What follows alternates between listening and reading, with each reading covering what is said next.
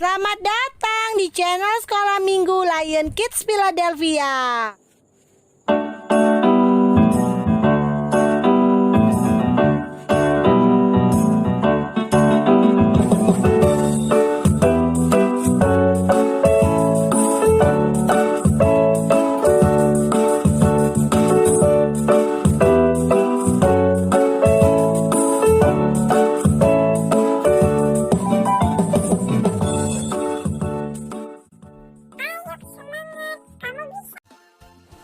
Shalom, salam damai sejahtera buat kita semua. Lion Kids Philadelphia, Light of the Nation Kids, berakar dalam firman, bertumbuh dalam iman, berbuah untuk Tuhan, dan menjadi berkat.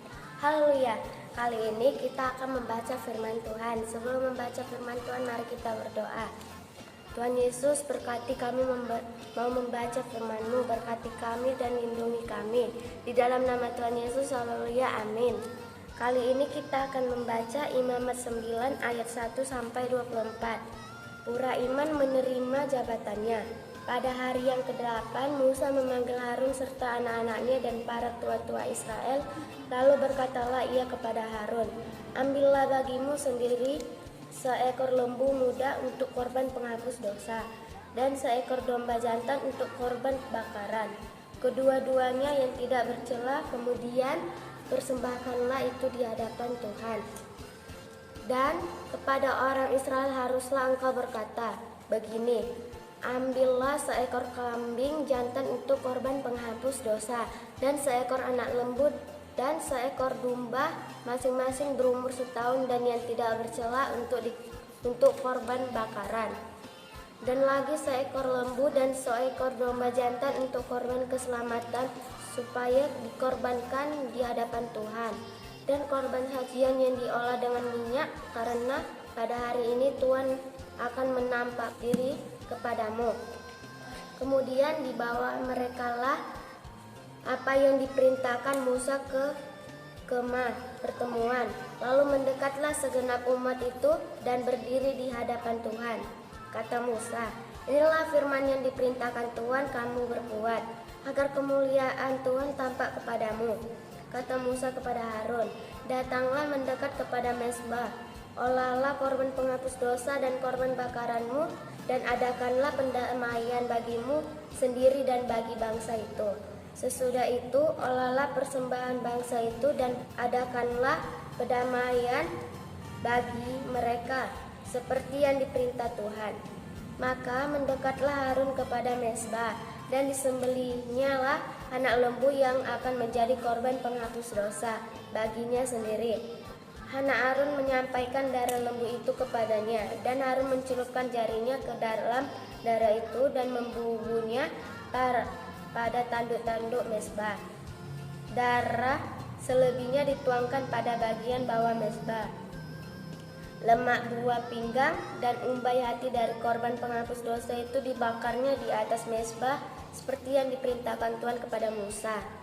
Tetapi daging dan kulitnya dibakarnya habis di luar perkemahan. Kemudian ia menyembelih korban bakaran. Lalu anak-anak Harun menyerahkan darah korban itu kepadanya. Maka Harun menyiramkan pada mezbah sekelilingnya. Juga diserahkan merekalah kepada korban bakaran itu menurut bagian-bagian tertentu beserta dengan kepalanya, lalu dibakarnya di atas mezbah. Isi perut dan betisnya dibasuhnya dan dibakarnya dengan korban bakaran di atas mezbah. Sesudah itu dibawanya persembahan bangsa ke mezbah. Diambilnyalah kambing jantan yang akan menjadi korban penghapus dosa yang bagi bangsa itu. Lalu disembelihnya dan dipersembahkannya sebagai korban penghapus dosa seperti yang pertama. Kemudian dibawanyalah korban bakaran ke mezbah dan diolahnya sesuai dengan peraturan. Selanjutnya dibawanyalah korban sajian dan diambilnya segenggam daripadanya, lalu dibakarnya di atas mezbah di samping korban bakaran pada waktu pagi. Ia menyembelih juga lembu dan domba jantan yang akan menjadi korban keselamatan bagi bangsa itu. Lalu anak-anak Harun menyerahkan darah korban itu kepadanya. maka Harun menyiramkannya pada mezbah sekelilingnya. Tetapi segala lemak dari lembu dan dari domba jantan itu, yakni ekor yang berlemak, lemak yang menutupi isi perut, buah pinggang dan umbai hati. Segala lemak itu diletakkan mereka di atas dada kedua korban itu. Lalu Harun membakar segala lemak itu di atas mezbah. Dada dan paha kanan itu dipersembahkan Harun sebagai persembahan unjukan di hadapan Tuhan, seperti yang diperintahkan Musa. Harun mengangkat kedua tangannya atas bangsa itu, lalu memberkati mereka. Kemudian turunlah ia setelah mempersembahkan korban penghapus dosa, korban bakaran, dan korban keselamatan. Masuklah Musa dan Harun ke dalam kemah pertemuan.